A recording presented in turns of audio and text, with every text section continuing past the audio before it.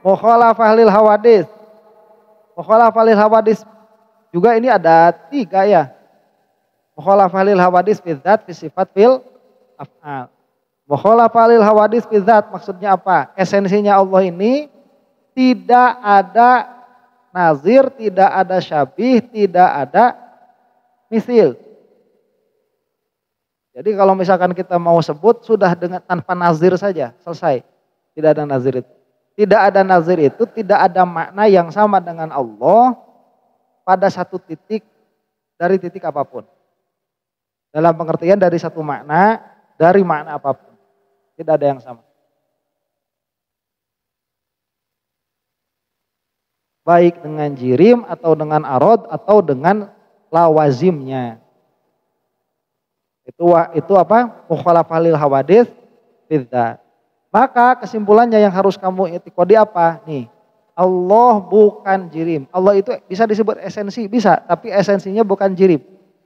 Bukan jirim, bukan materi. Bisa Allah disebut zat, bisa. Tapi zatnya bukan jirim, bukan materi. Zatnya juga bukan arod, jelas itu. Itu yang harus diyakini ya. Dan karena Allah itu bukan zatnya, bukan jirim, bukan materi, maka semua sifat-sifat bagi materi itu ternafikan dari Allah Subhanahu wa taala. Itu juga harus kamu yakini itu. Seperti apa? Terkena oleh arah, terkena oleh diam, terkena oleh gerak, terkena oleh susunan-susunan zat. Itu harus dinafikan semua dari Allah Subhanahu wa taala. Karena tidak ada nazir bagi Allah Subhanahu wa taala. Nazir itu titik sama walau setitik. Apabila mengatakan ada titik sama dengan Allah, maka itu sudah tidak beriman kepada wahdani, kepada mukhalafah lil hawadits bidzat. Nah, kalau kita melihat yang namanya ketersamaan, itu kita bisa melihat ada yang samanya dekat, ada yang samanya itu lebih jauh, ada yang samanya itu jauh sekali, tapi masih bisa disebut sama. Contoh antara manusia dan manusia, apakah sama? Kita bisa bilang beda, kita bisa bilang sama. Tapi antara Zaid dan Yusuf kesamaannya itu banyak. Punya mata sama di situ, punya telinga sama di situ, punya hidung sama di situ. Kan belum pernah ada lihat orang yang punya hidungnya di dada ya. Apalagi dibujur, kasihan tuh kalau punya hidung dibujur. Pas kentut tebu mulak. Ada lihat. Nah itu sama tuh. Dari mulai bergeraknya sama semua. Nanti kalau Zaid sama yang nggak punya tangan, misalkan kayak Agus Buntung tuh kan nggak punya tangan tuh. Itu apakah tetap sama? Sama, cuman Agus ini dia nukson, ada kekurangan. Ada kekurangan. Jadi potensi yang seharusnya ada tidak ada. Apakah itu bisa disebut sama? Bisa juga disebut sama. Nanti ada monyet. Bagaimana Zaid dengan monyet ini? Nah, apakah sedekat samanya Zaid dengan Yusuf? Tidak, tapi tetap sama. Karena monyet ada kepalanya di atas, kemudian ada matanya, ada telinganya dan lain sebagainya. Zaid pun demikian. Tapi kalau misalkan kita sekarang itu menyebutkan mana yang lebih sama antara Zaid dengan monyet atau antara Zaid dengan Agus Buntung. Dengan Agus Buntung, meskipun Agus Buntung ini nggak punya tangan. Tapi itu lebih sama. Meskipun Zaid punya tangan, monyet punya tangan. Karena kita melihat potensi yang ada di Agus itu. Nah kalau kita lihat lebih jauh lagi seperti apa? Seperti Zaid dengan kambing. Itu pun sudah beda tuh. Zaid sama monyet itu lebih dekat daripada Zaid dengan kambing. Kambing matanya di situ, Zaid matanya di situ, beda. Telinganya bentuknya beda. Kambing nggak punya tangan, Zaid punya tangan. Tapi kalau suka-suka makan lalap sama. Ya. Cuman masih dekat tuh. Nah kalau kita tanya antara Zaid dengan monyet dan antara Zaid dengan kambing, dekat mana? Dekat dengan monyet. Maka monyet ini amsal li Zaid daripada kambing. Amsal tuh. Kalau ya nanti, jadi kalau misalkan nanti lebih dekat itu disebut misil. Nah kita lebih jauh lagi ke langsung ekstrim ya. Kita lebih jauh lagi ke apa? Ke cacing. Ke cacing. Si Zaid sama cacing tuh. Ada sama. Ada. Tapi cacing nggak punya mata. Zaid nggak punya mata. Cacing nggak punya tangan. Zaid punya tangan. Cacing nggak punya kaki. Zaid punya kaki. Tapi masih ada misilnya. Itu disebut nanti ada syibihnya. Ada syibihnya. Apa? Sama-sama protein yang berkembang. Sama-sama protein yang berkembang. Nanti kalau kita lihat lebih jauh lagi, Zaid sama batu. Atau langsunglah kita ke sana ke atas sama asteroid. Zaid sama asteroid. Apakah ada nazir? Ada titik sama? Ada. Apa? Tuh, jirim. Sama-sama materi. Meskipun batu tidak punya mata, Zaid punya. Batu tidak punya telinga, Zaid punya. Zaid punya kehendak, batu tidak punya. Tapi tetap ada nazir. Menempati ruang. Dan gerak dan diam. Kalau kita bilang Zaid sama Allah, udah itu mah. Tidak ada sama sekali.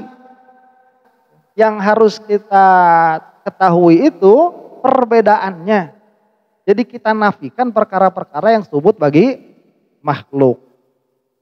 Perkara-perkara yang subut bagi makhluk kita nafikan. Maka tatkala Wahabi itu mengatakan Allah di atas, ya jelas itu salah sudah ya. Kenapa? Karena itu nanti jadi ada nazir. Jadi ada titik sama dengan makhluk. Oh kan Asy'ariyah juga mengatakan Allah mendengar, Allah melihat dan lain sebagainya. Itu kan kita juga ada mendengar, ada melihat. Nih ya, bedakan antara mata, telinga, mendengar dan melihat. Mata, telinga itu adalah alat, melihat itu kekuatannya. Yang mana dari melihat itu hasil apa? Hasil perkara yang disebut tidak ada kesamaran bagi perkara-perkara yang bisa dilihat.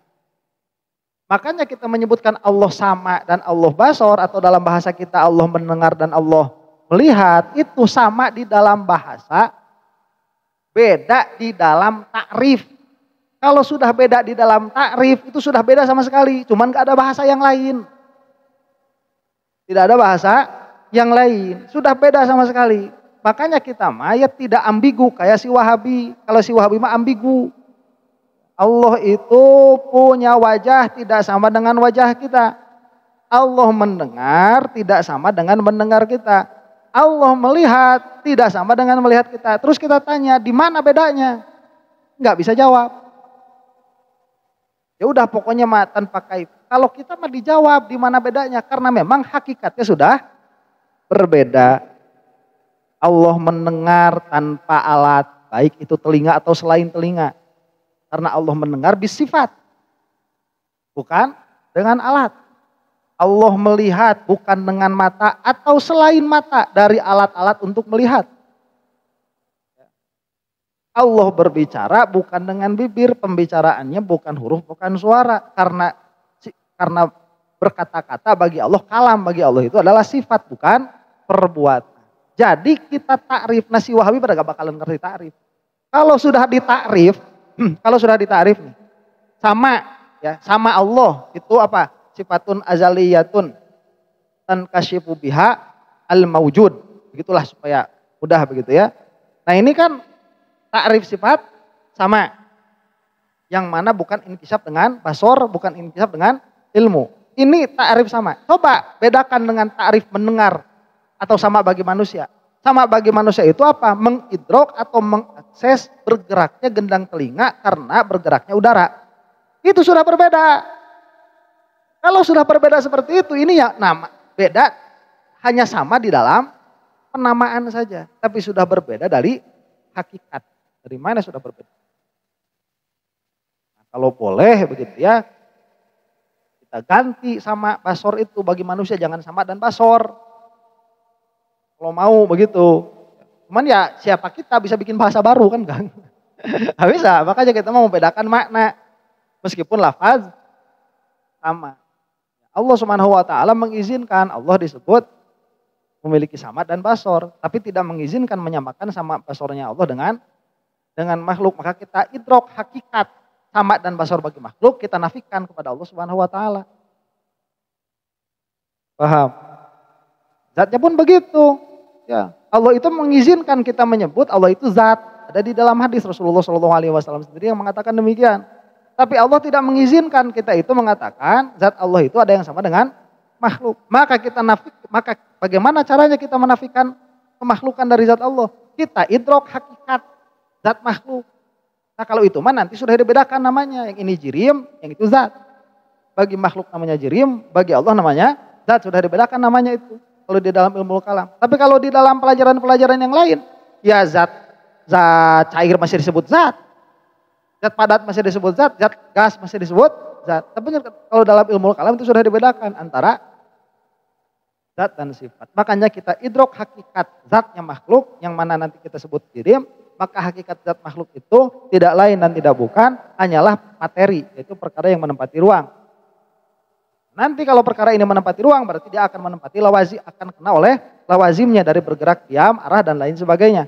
Nah ini nanti dinafikan dari Allah Subhanahu wa taala, maka Allah Subhanahu wa taala bukan jirim, tidak menempati ruang, maka Allah Subhanahu wa taala tidak terkena oleh lawazimnya, baik bergerak atau diam atau lain sebagainya. Nanti ayat-ayat yang secara zahir memberikan isbatnya itu difahami dengan balaghah. Kalau nggak mau nyebut takwil, ya balaghah dipakai begitu. Itu nanti namanya apa? Qarinah akliyah nanti disebutnya itu. Oke. Sampai sini ada pertanyaan?